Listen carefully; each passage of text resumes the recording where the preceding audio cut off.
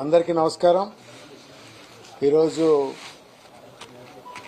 YSR Congress party అధ్యక్షులు జగన్మోహన్ రెడ్డి గారి నాయకత్వంలో పార్లమెంటరీ పార్టీ సమావేశం జరిగింది. ముఖ్యంగా గత 35-40 రోజుల నుంచి ఈ కూటమి ప్రభుత్వం ఏర్పడిన తర్వాత జరుగుతున్న పరిణామాలు, వాటికి సంబంధించి మరీ ముఖ్యంగా వైఎస్ఆర్ కాంగ్రెస్ పార్టీ కార్యకర్తలు, నాయకులు, కేడర్ మీద జరుగుతున్నటువంటి భౌతిక దాడులు, అలాగే ప్రజల్లో ఒక రకమైనటువంటి భయాందోళనలకి గురి చేసే విధంగా జరుగుతున్నటువంటి పద్ధతుల్ని అన్నిటినీ కూడాను మొత్తం డిస్కస్ చేయటం, దానికి తగిన విధంగా ఆ పద్ధతుల్ని ఎలా ఆపాలి అనే విధంగా గవర్నమెంట్కి తెలియచెప్పాలి గట్టిగా. అలాగే సెంట్రల్ గవర్నమెంట్లో కూడా మొత్తం అంతా కూడాను వాళ్ళ దృష్టికి తీసుకురావాలి. అన్ని పార్టీలు రాజకీయాలకి దాటుకొని వీటన్నిటినీ కూడాను ఎవరు కూడాను సభ్య సమాజంలో ఇలాంటి పనులని తప్పనిసరిగా గ్రహించాలి, వీటిని ఎటువంటి పరిస్థితుల్లో వీటిని ఆపు చేయాలి అనేటటువంటి మెసేజ్ ఇవ్వటం జరిగింది. సో మీరు ముఖ్యంగా చూస్తే ఈ నెల రోజుల కార్యక్రమంలో హత్యలు, దాడులు, హింసాత్మక ఘటనలు, వీటన్నిటికీ సంబంధించి పార్లమెంట్లో మేము వీటన్నిటినీ కూడా లేవనెత్తాలి అని చెప్పేసి మా పార్టీ అధ్యక్షులు ఈరోజు జరిగింది. అలాగే వైఎస్ఆర్ కాంగ్రెస్ ఈ పార్టీ ఎంత స్ట్రాంగ్గా 15 సంవత్సరాల నుంచి ఒక పద్ధతిగా ఒక విధి విధానంతో పనిచేస్తూ ఉంది. సో ఆ విధానాలు ఎంత స్ట్రాంగ్గా ఉన్నాయి, వీటిని డిస్టర్బ్ చేసే విధంగా ఎవరో చేయాలనుకున్నా కానీ అవన్నీ అయ్యే పరిస్థితి కాదు. పార్టీ పటిష్టంగా ఉంటుంది, స్థిరంగా ఉంటుంది, క్యాడర్కి అంతా కూడాను భరోసా ఇచ్చే విధంగా మా నాయకత్వం ఉంటుందని చెప్పి తెలియజేస్తున్నాం. అలాగే ఈ కూటమి కానీ లేకుంటే తెలుగుదేశం ప్రభుత్వంగా కానీ ఎటువంటి పరిస్థితుల్లో కూడాను అగ్రెసివ్ స్టెప్స్ తీసుకోవద్దు అనేసి మళ్ళా మీ అందరి ద్వారా తెలియజేస్తా ఉన్నాం. వీటిని అనవసరంగా వీటన్నిటిని మళ్ళా ఇప్పుడు ఇవన్నీ కూడాను every action will have opposite and equal reaction. ఇది ఎటువంటి పరిస్థితుల్లో ప్రజాస్వామ్యంలో ఇది జరగనీయకూడదు, వీటిని ఆపాలి అనేటటువంటి దీన్ని మేము పార్టీ తరఫు నుంచి మా నాయకులు చెప్పిన దాన్ని బట్టి మేము అన్ని ఎస్పెషల్లీ ప్రభుత్వానికి తెలియజేస్తూ ఉన్నాం. ఇలాంటి ఘటనల వల్ల ప్రజల్లో విపరీతంగా ఒక నెగిటివ్ ఒక భయాందోళన వస్తున్నాయి. ఇప్పుడు నిన్న చూస్తే వినుకొండలో జరిగినటువంటి హత్య, అది చూస్తే మీరు అంతకుముందు దాళ్లు, అలాగే మిథున్ రెడ్డి గారి ఇంటి మీద, రెడ్డప్ప గారి ఇంటి మీద వేసినటువంటి రాళ్లు, ఈ దాళ్లు ఇవన్నీ కూడాను ఖచ్చితంగా మనుషుల్లో ఒక రకమైనటువంటి ఒక భయాందోళనకు వచ్చేస్తున్నాయి. సో కాబట్టి తప్పనిసరిగా వీటిని ఇమీడియట్గా లా అండ్ ఆర్డర్ ఫుల్ కంట్రోల్లో తీసుకోవాల్సినటువంటి బాధ్యత ప్రభుత్వం మీద ఉంది అని చెప్పి తెలియజేస్తా ఉన్నాం.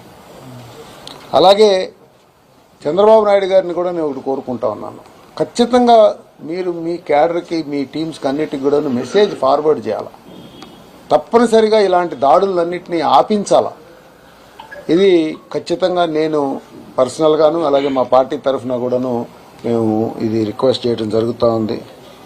అలాగే పార్టీ తరఫు నుంచి, మా వైసీపీ పార్టీ తరఫు నుంచి కూడాను ఇప్పుడు మేము కూడా ఒక స్ట్రాంగ్ ప్రొటెస్ట్ తీసుకోకపోతే, ఒక స్ట్రాంగ్ మెసేజ్ ఇవ్వకపోతే, ఇలాంటి పోరాటాలు మేము ఒక పోరాట స్ఫూర్తితోటి కనుక ఇలాంటి ఇష్యూస్ని కనుక ఆపకపోతే ఖచ్చితంగా ఇదంతా కూడాను తప్పనిసరిగా దారుణాలు ఇంకా జరుగుతాయి, వీటికన్నిటికీ అడ్డుకట్ట వేయాల్సినటువంటి బాధ్యత ఉంది అని చెప్పి కూడాను చెప్తా ఉన్నాం. అలాగే ముఖ్యంగా అసెంబ్లీ సమావేశాలు రేపు సోమవారం నుంచి స్టార్ట్ అవబోతూ ఉన్నాయి. సో అందులో కూడా తప్పనిసరిగా పార్టీ తరఫున మేమందరం కూడా నిరసన తెలియజేయాలి అని చెప్పేసి పార్టీ తరఫు నుంచి డిసిషన్ తీసుకుంటున్నాం. అలాగే మంగళవారం నాడు ఎంపీలు, ఎమ్మెల్యేలు, ఎమ్మెల్సీలు, అలాగే ముఖ్యమైన నాయకులందరూ కూడాను ఢిల్లీ చేరుకుంటాం. ఢిల్లీలో కూడా తప్పనిసరిగా బుధవారం దానికి సంబంధించి పార్లమెంట్లో బోత్ రాజ్యసభ లోక్సభలో అలాగే మనకి జంతర్ మంతర్ కానీ లేకపోతే మిగతా చోట్ల ఎక్కడైతే పాజిబిలిటీ ఉంటాయో అక్కడ తప్పనిసరిగా కామన్ ప్లాట్ఫామ్ మీద దేశ ప్రజలందరికీ తెలిసే విధంగా ఈ యొక్క జరుగుతున్నటువంటి అకృత్యాలన్నింటినీ కూడాను ఎటువంటి పరిస్థితులు ఆపవలసినటువంటి బాధ్యత ఉంది అని చెప్పేసి కూడాను మేము తెలియజేస్తాం. అలాగే ఇప్పుడు లాస్ట్ 30-35 డేస్ జరిగినటువంటి గలాటాలు ఏవైతే ఉన్నాయో ప్రతి ఒక్కటి కూడాను ఒక ఫోటో గ్యాలరీ గాను అలాగే కంప్లీట్గా వీడియోస్ ద్వారాను ఏమేమైతే ఇవన్నీ జరిగినాయో వీటన్నిటిని కూడాను దేశ ప్రజలందరికీ కూడాను తెలియజేసే విధంగా మేమంతా కూడాను తెలియజెప్పాలని చెప్పి అనుకుంటా ఉన్నాం. అలాగే రాష్ట్రపతి గారిని, ప్రధానమంత్రి గారిని, కేంద్ర హోంమంత్రి గారిని వాళ్ళందరినీ అపాయింట్మెంట్స్ కోరటం జరిగింది. తప్పనిసరిగా మేము ఖచ్చితంగా ఈ ఇష్యూస్ అన్నింటినీ కూడాను వాళ్ళకి కన్వే చేసి ది ఇంపార్టెన్స్ యాక్చువల్లీ ఇక్కడ ఆంధ్రప్రదేశ్లో జరుగుతున్నటువంటి ఈ ప్రస్తుత రాజకీయ పరిణామాల్లో ఏ రకమైనటువంటి భౌతిక దాడులు జరుగుతున్నాయో వాటిని ఆపాల్సినటువంటి ఇంపార్టెన్స్ని మేము తెలియజెప్పేదానికి కూడా చేస్తూ ఉన్నాం. అధికారంలో అందరం ఎవరైనా అధికారంలో ఇప్పుడు మీరున్నారు, రేపు మేము రావచ్చు, ఇంకొకరు రావచ్చు, ఎవరైనా ఉండొచ్చు. కానీ ఎటువంటి పరిస్థితులు ఇలాంటి దాడులను కంటిన్యూ చేయకూడదు, ఆపించాల్సిందే అనేటటువంటి సిచ్యువేషన్ను మనం తెలియజేయాలని చెప్పి గట్టిగా అనుకుంటా ఉన్నాం. అలాగే ఇప్పుడు ఇట్లానే కంటిన్యూ అవుతూ ఉంటే ఇంకా ప్రజాస్వామ్యంలో ఏ రకమైనటువంటి విలువ మనం ఏ రకమైన విలువల్ని మనం ఎక్స్పెక్ట్ చేస్తాం. సో దీన్ని తప్పనిసరిగా మేము 5 సంవత్సరాలు చేసి మా ప్రభుత్వం నడిచినప్పుడు ఎలా ఉన్నాం అనేది కూడా మేము ఢిల్లీలో చూపించబోతా ఉన్నాం. ఇప్పుడు ఈ గవర్నమెంట్ వచ్చిన 30 డేస్లోనే ఎందుకు ఇంత అంటే దాన్ని అర్థం కాని రూపంలో ఇంత దాన్ని ద్వేషంతో వేహ్యభావంతో ఎందుకు అట్లా చేసుకుంటున్నాం అనేది మీరు ఆపించాల్సినటువంటి విషయం ఉంది అనే దాన్ని కూడాను మొత్తం తెలియజెప్తా ఉన్నాం. అలాగే ఇప్పుడు మేము చేయబోయే ఈ ధర్నా కార్యక్రమానికి మేము అన్ని రాజకీయ పార్టీలని అందరినీ కూడాను ఇన్వైట్ చేయాలని చెప్పి మేము అనుకుంటున్నాం. సో ఢిల్లీలో దీన్ని ఒక పెద్ద ఈవెంట్గా మేము ఎలివేట్ చేయబోతా ఉన్నాం. అలాగే ఇవన్నీ ఇప్పుడు ఇక్కడ జరుగుతున్నటువంటి ఘటనలన్నీ కూడాను ఒక రాజకీయ పార్టీకి సంబంధించిన విషయం మాత్రమే కాదు. ఇవి ప్రజాస్వామ్యం మీద మనం ఒక దెబ్బగా దీన్ని మనం పరిగణించాలి అనేటటువంటి ఆ విషయాన్ని మనం దేశానికి కూడాను తెలియజెప్పాలి. మనోళ్ళందరూ కూడాను ఇక్కడ కూడాను అందరూ కూడాను ఇప్పుడు మనం ఆలోచన చేయాలా. ఎందుకంటే ఈ అటాక్స్ దీన్ని ఒక డిఫరెంట్ లెవెల్లో పొలిటికల్గా తీసుకెళ్తాయి. అండ్ ఖచ్చితంగా ఎవరైనా దెబ్బతిన్నోళ్ళు ఎవరు కూడాను కూర్చోరు, వాళ్ళు దాన్ని మనసులో పెట్టుకుంటారు. కాబట్టి దయచేసి ఇష్యూస్ని ఇంతటితోటి ఆపాలి అనేటటువంటి విషయాల్ని మేము తప్పనిసరిగా అన్ని పార్టీలకి అన్ని రాష్ట్రాల్లో కూడాను ఎన్ని కూడాను కమ్యూనికేట్ చేయాలని చెప్పి తెలియజేస్తా ఉన్నాం. అలాగే ప్రభుత్వం చేసేటటువంటి మంచి పనుల ఆధారంగా ఆ పార్టీ పరిస్థితులు ఉంటాయి, అవి అందరికీ తెలుసు. సో తప్పనిసరిగా ఈ ప్రభుత్వానికి మేము మళ్ళా ఇంకొకసారి విన్నపం చేసుకుంటా ఉన్నాం. ఇంకా జరిగింది ఇంకా ఇంతటితోటి ఆగే విధంగా అన్ని విధాలుగా మీరు అందరూ కలిసి అందరూ కూడాను పార్టీలో మీరు ప్రభుత్వం తరఫున మీ పార్టీని ఇంటిగ్రేట్ చేసి ఈ ఇష్యూస్ని అన్నింటినీ కూడా స్టాప్ చేసే విధంగా ప్లాన్ చేయండి అని చెప్పి చెప్తా ఉన్నాం.